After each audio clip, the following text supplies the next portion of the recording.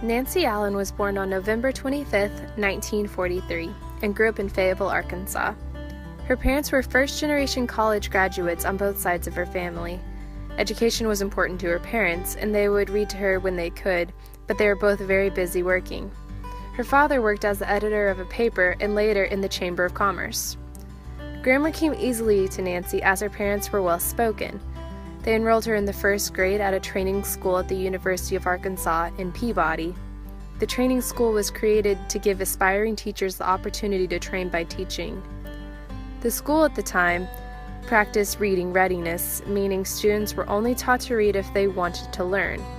By the end of her first grade year, only one classmate could read. Nancy's parents put in great importance on reading and writing, and after her mother discovered the teacher did not know what phonics were, moved her to Washington Elementary School. Nancy was to learn to read and write there, but she encountered a problem that people were not really talking about in the 1940s and 50s. Nancy was mixing up letters and numbers, and reading did not come easy to her. Learning and reading disabilities were just not widely known at the time, and Nancy's dyslexia went undiagnosed. An IQ test would reveal her to be very intelligent, so her poor grades became something of a mystery to Nancy, her parents, and her teachers. Nancy had to teach herself a way to read which made sense to her. Instead of sounding out words and reading phonetically, she used context clues to figure out words. Some teachers along the way Nancy would find particularly helpful, as one focused heavily on grammar usage. Her vocabulary advanced largely at home due to her parents and the way they spoke.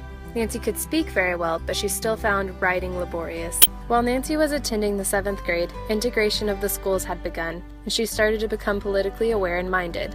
Luckily, integration in Fayetteville went very smoothly. Nancy would graduate from Fayetteville High School, in which she was interested in journalism, and would get a degree in elementary education from the University of Arkansas. Much of what was going on politically already shaped Nancy's future.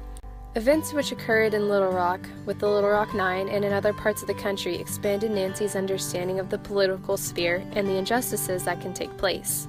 She would go from picketing on the front lawn of Old Main at the university to volunteering to be a teacher in the Little Rock School District at a predominantly black school, after Brown v. Board of Education in Kansas in 1957, and after crosstown busing became implemented. As a teacher, Nancy taught for elementary schools, and she became a sponsor of students' education. Considering Nancy's consciousness of politics, she was a particularly dedicated history teacher. Nancy developed quite the political voice, which would impact her career even further later. In a way, Nancy would follow in her father's footsteps, but not in the Chamber of Commerce.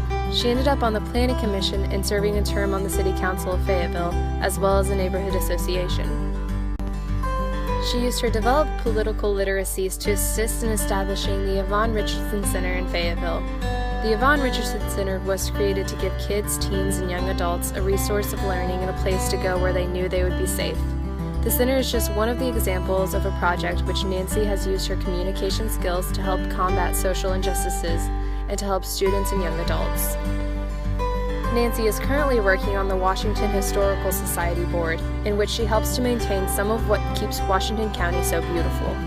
Her intelligence and ability to communicate and navigate within political fields provided her a platform to do a lot of good for her community. Growing up in Fayetteville, Arkansas, a college town, likely put extra pressures on Nancy and other students growing up within that community to attend college. With that mindset in place for educators, the learning in towns like Fayetteville can be heavily geared towards making grades, passing tests, and doing well in the ACT. Nancy made it through school with what probably was a considerable amount of pressure, but she thankfully found a means of expressing her beliefs and making a change in her community. Current educators can learn a lot from Nancy's story. For one, not every student will have grown up in a college town where college track was encouraged. Not every student will have parents that push them academically. Some students will push themselves and others will not. And some students will not have an outlet that interests them to pursue, like politics were for Nancy. Educators can work on exposing their students to many new literacies, be it political, mechanical, or otherwise. And not every student will want to pursue college or be interested in topics college may provide. Tackling standardized testing is difficult for any one teacher, and in Fayetteville, the importance of print literacy is not likely to change anytime soon. However, within the classroom, a teacher can assess students in other means than print tests. Something as small as providing a spoken test or mini debate to take the place of the familiar written test. Thankfully, dyslexia and other reading and learning disabilities are better known now, but acknowledging forms of literacy other than print as valid must take place.